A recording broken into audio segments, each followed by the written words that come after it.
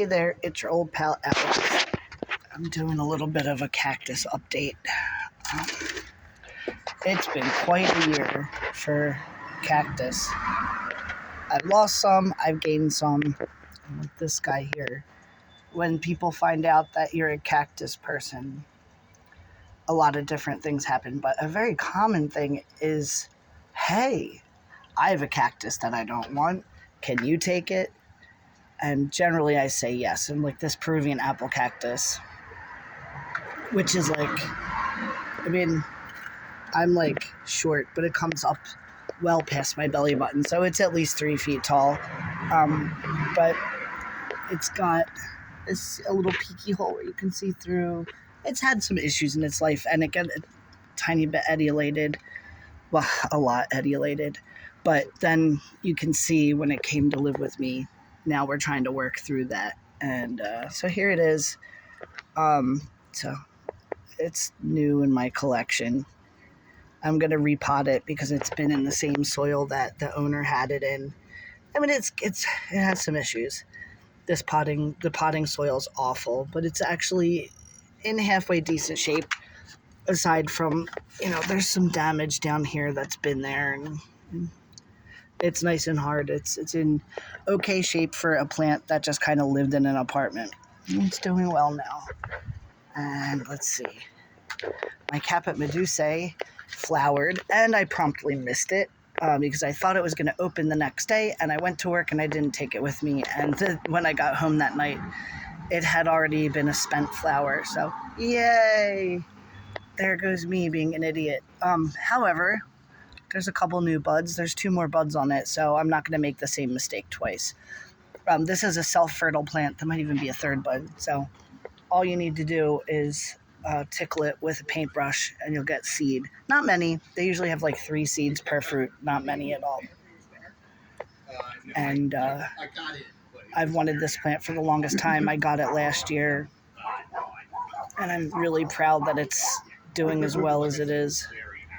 I'd like to get it off the graft, but I'm just happy that it's flowering, to be honest. And they're really easy to get to flower, so I'm not trying to toot my own horn, but I'm just happy that it did because it's a beautiful plant. And people waffle back and forth whether or not it's a true Astrophytum. I'm in the camp, it's definitely an Astrophytum. I mean, you look at its skin. This is an Astrophytum skin. Weird shape, but the flowers and the skin scream Astrophytum. And I've got more Astrophytum. Most of these are seed grown. I grew from my own seeds. This guy's new. The Asterias is new.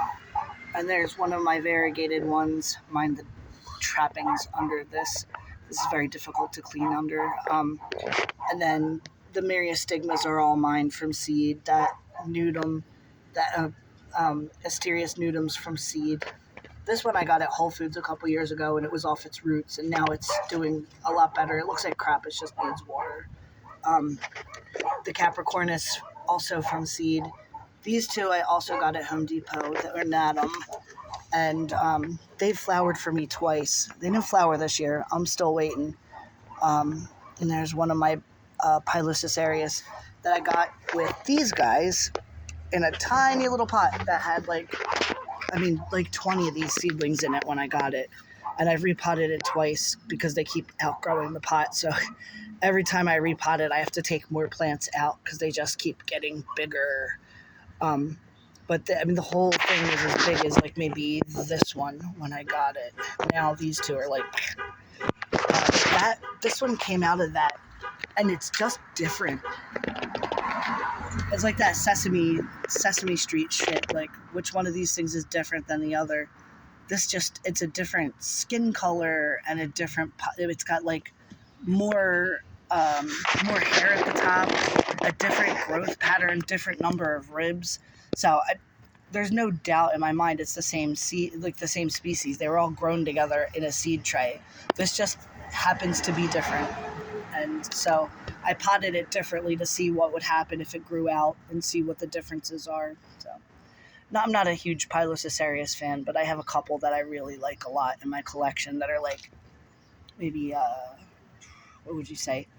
They're sentimental. Not my favorite species, genus, whatever. But they're nice. I like them. So anyway, this is one of my the pots that's on the street side, outside on the ground, which I know this is an awful large Ariocarpus to have it just sitting on the street, but most people that pass by don't know what it is, so I think it's fairly safe. It's also a graft.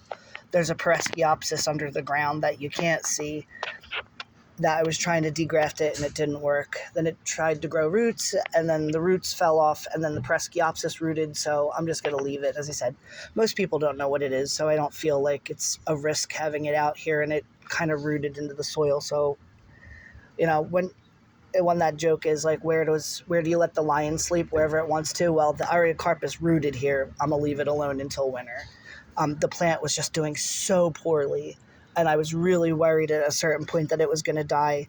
So since it rooted and filled out, I'm just going to let it do what it wants to do, and if it gets stolen, well, I hope they take care of it. That's about as good as I can say.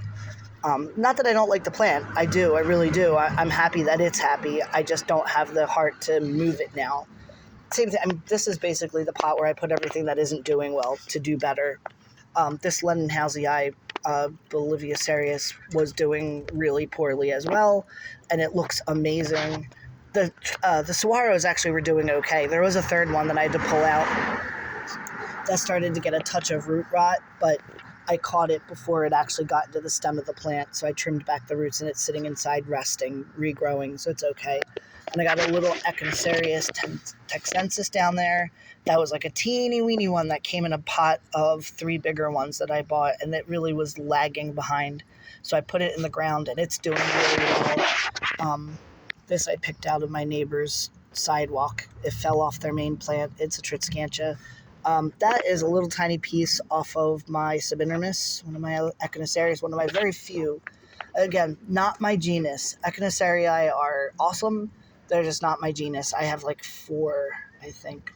And I literally just bought a new, I got a Mohavensis subintermus. This is just Echinocerius subintermus. So I know it has spines now, but that's just the juvenile form. Once it gets to be like a reproducing size, it won't have any spines at all. And this is a Trichoserius pachanoi PC, prevalent cultivar that was given to me by a client who grows it for medicinal use, and she wanted to swap PCs with me.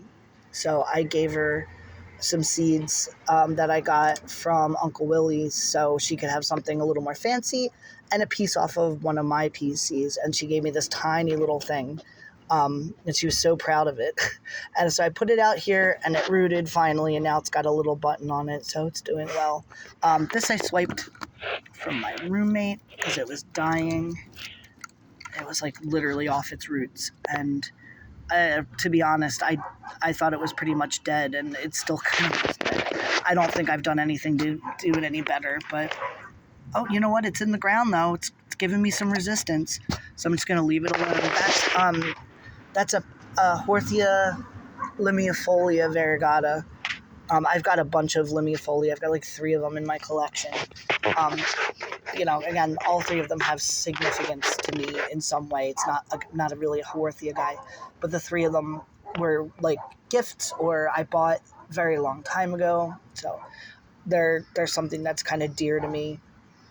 And since I'm like the best plant keeper in the fucking world, I think I should show off the star of my collection, which is my Lorata, my Ficus Lorata, my fiddle leaf fig, which I bought years ago, and like I've just brought just so much joy to my life. This plant is, okay, so, well, yeah, I know. Okay, so it's like dead, but hello, how are you? Yeah, that's me too, another day, another dollar. Neighbor.